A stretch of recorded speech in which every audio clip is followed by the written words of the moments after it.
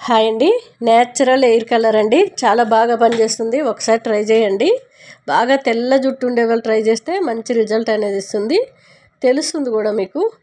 నాకంత తెల్ల జుట్టు లేదు కాబట్టి నేను ఆయిలీ ఉన్న జుట్టు మీద వేసేస్తున్నాను. మీకు తెల్ల జుట్టు ఉన్నట్లయితే మీరు తలస్నానం చేసిన జుట్టు మీద అప్లై చేసినట్టయితే మంచి రిజల్ట్ ఉంటుంది. ఒక కప్పు నాటుది గోరంటాకు తీసుకోండి, హైబ్రిడ్ది పనికిరాదు. అట్లానే కలబంద ఒక మట్టలో సగం తీసుకున్నాను. మీ జుట్టును బట్టి మీకు కొద్దిగా జుట్టు ఉంటే కొద్దిగా వేసుకోండి, ఎక్కువ ఉంటే ఎక్కువ వేసుకోండి. ఒక అరటికాయలో తొక్కతో పాటు సగభాగం వేసుకున్నాను. చాలా మంచి రిజల్ట్ ఇస్తుంది. వాటర్ అయితే అస్సలు వేయకూడదు. దాంట్లో మొత్తం కలబంద గుజ్జుతోనే మెత్తగా అయిపోవాలి. చాలా అంటే చాలా మెత్తగా చేసుకోవాలి. వాటర్ వేయకుండా చిక్కగా రుబ్బి చక్కగా పాయలు తీసుకుంటూ మీరు జుట్టు మొత్తం అప్లై చేసుకోవచ్చు. అది జిగురులాగా గట్రా ఉండదు, మామూలుగానే ఉంటుంది. మనం కరివేపాకు రుబ్బితే ఎలా ఉంటుందో అలాగే ఉంటుంది. ఎటువంటి జిగురు కూడా లేదు. మీరు ఒకసారి ట్రై చేసుకోవచ్చు. కలబంద వేసినా సరే జిగురు అనేది లేదు. బాగా నా చేతులు చూపిస్తాను లాస్ట్లో చూడండి. చాలా రెడ్గా కాసేపు కడిగాక నల్లగా అయిపోయాయి.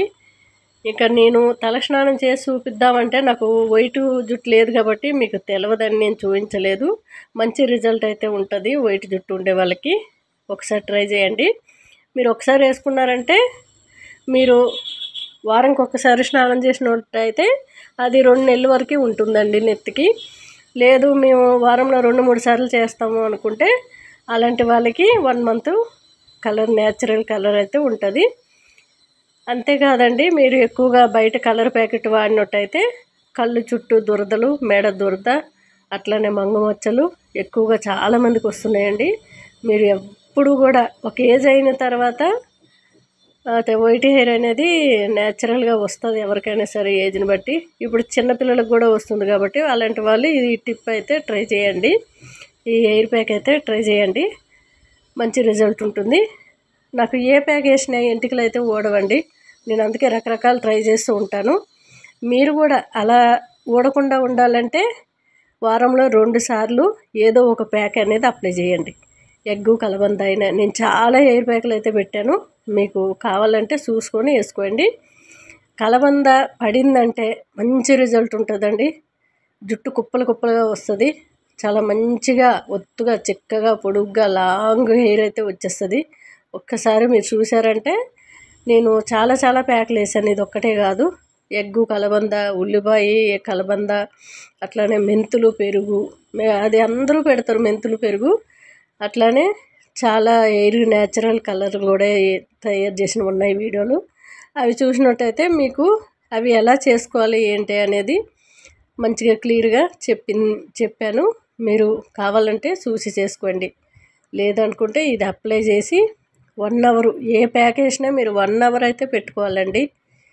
అప్పుడే మనకి 1 అవర్ తర్వాత కూడా ఆరలేదు ఇంకా ఆరని అని మాత్రం అవసరం లేదు. ఏ ప్యాక్ వేసినా 1 అవర్ పెట్టుకుంటే సరిపోతుంది. మరి మనకి ఎండిపోవాలి గట్టిగా అంటే అప్పుడు జుట్టు ఎయిర్ ఫాల్ అనేది ఎక్కువ అవుద్ది.